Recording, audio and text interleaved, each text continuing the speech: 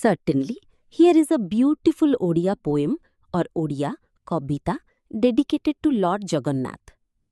Jaya Jagannath. Jaya Jagannath ମୋର ଭକ୍ତିର ଆଲୋକ ତୁମ ଦର୍ଶନ ମାତ୍ରରେ ହୃଦୟ ପରିବର୍ତ୍ତନ ହୋଇଥାଏ। ରଥଯାତ୍ରାରେ ରଥ ଗତି କରେ ଲୋକ ମନରେ ଆଶା ଓ ସନ୍ତୋଷ ଭରେ। ବଳିଦାନ ଓ ଭକ୍ତିର ପଥ ପ୍ରଦର୍ଶନ ତୁମର ମୂର୍ତ୍ତି ଆଶୀର୍ବାଦର ସମ୍ବିଦନ। ନୀଳ ଓ ହଳଦୀର ରଙ୍ଗରେ ଆଲଙ୍କୃତ ଜଗତର ରକ୍ଷକ ଦୟାଳୁ ଓ ନିର୍ମଳ। ଜୟ ଜଗନ୍ନାଥ ମୋର ଆତ୍ମାର ଶାନ୍ତି ତୁମେ ସଦା ମୋତେ ଆଶୀର୍ବାଦ କର। ଜଗନ୍ନାଥଙ୍କୁ ଓଡ଼ିଆମାନେ ଭକ୍ତି ଭାବରେ ଜୟ ଜଗନ୍ନାଥ ବୋଲି ଅଭିବାଦନ କରନ୍ତି।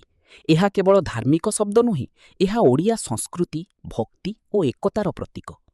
ଜୟ ଜଗନ୍ନାଥ କହିଲେ ମନକୁ ଶାନ୍ତି ମିଳେ ଏବଂ ଭଗବାନଙ୍କ ଆଶୀର୍ବାଦ ମିଳୁଥିବା ବୋଲି ଲୋକମାନେ ଭାବନ୍ତି। ଓଡ଼ିଶାରେ ଲୋକେ ମିଳିଲେ ମଧ୍ୟ ନମସ୍କାର ବଦଳରେ ଜୟ ଜଗନ୍ନାଥ କହିଥାନ୍ତି। ପୁରୀର ଜଗନ୍ନାଥ ଟେମ୍ପୁଲ ସାରା ବିଶ୍ୱରେ ପ୍ରସିଦ୍ଧ। ପ୍ରତିବର୍ଷ ହେଉଥିବା ରଥଯାତ୍ରାରେ ଲକ୍ଷେ ଲକ୍ଷେ ଭକ୍ତ ଯୋଗଦେଇ ଜୟ ଜଗନ୍ନାଥ ଧ୍ୱନିରେ ପରିବେଶକୁ ଭକ୍ତିମୟ କରିଦେଇଥାନ୍ତି। ଜୟ ଜଗନ୍ନାଥ। ରଥଯାତ୍ରା ହେଉଛି ଓଡ଼ିଶାର ସବୁଠାରୁ ବଡ଼ ଓ ପବିତ୍ର ପର୍ବ। ଏହି ରଥଯାତ୍ରାରେ ଜଗନ୍ନାଥ, ଭାଇ ବଳଭଦ୍ର ଓ ଭଉଣୀ ସୁଭଦ୍ରା ନିଜ ନିଜ ରଥରେ ବସି ଶ୍ରୀମନ୍ଦିରରୁ ଗୁଣ୍ଡିଚା ମନ୍ଦିରକୁ ଯାତ୍ରା କରନ୍ତି। ରଥଯାତ୍ରା ସମୟରେ ପୁରୀ ସହର ଭକ୍ତିରେ ଭରିଯାଏ। ଲକ୍ଷେ ଲକ୍ଷେ ଭକ୍ତ ଜୟ ଜଗନ୍ନାଥ ଧ୍ୱନି ଦେଇ ରଥ ଟାଣନ୍ତି। ଏହା କେବଳ ଏକ ପର୍ବ ନୁହେଁ, ଏହା ଭକ୍ତି, ଏକତା ଓ ଓଡ଼ିଆ ସଂସ୍କୃତିର ମହାପ୍ରତୀକ। ଜଗନ୍ନାଥ ଟେମ୍ପୁଲଠାରୁ ବାହାରୁଥିବା 3ଟି ରଥ ଦେଖିବାକୁ ଅତ୍ୟନ୍ତ ଭବ୍ୟ ଲାଗେ।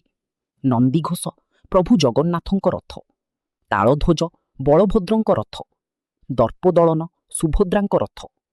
ଭକ୍ତମାନେ ବିଶ୍ୱାସ କରନ୍ତି ଯେ ରଥର ରସି ଟାଣିବା ଦ୍ୱାରା ପୁଣ୍ୟ ମିଳେ ଏବଂ ଜୀବନରେ ସୁଖ ଶାନ୍ତି ଆସେ। ଜୟ ଜଗନ୍ନାଥ କେବଳ ଏକ ଶବ୍ଦ ନୁହେଁ, ଏହା ଓଡ଼ିଆ ମନର ଭାବନା। ଜୟ ଜଗନ୍ନାଥ।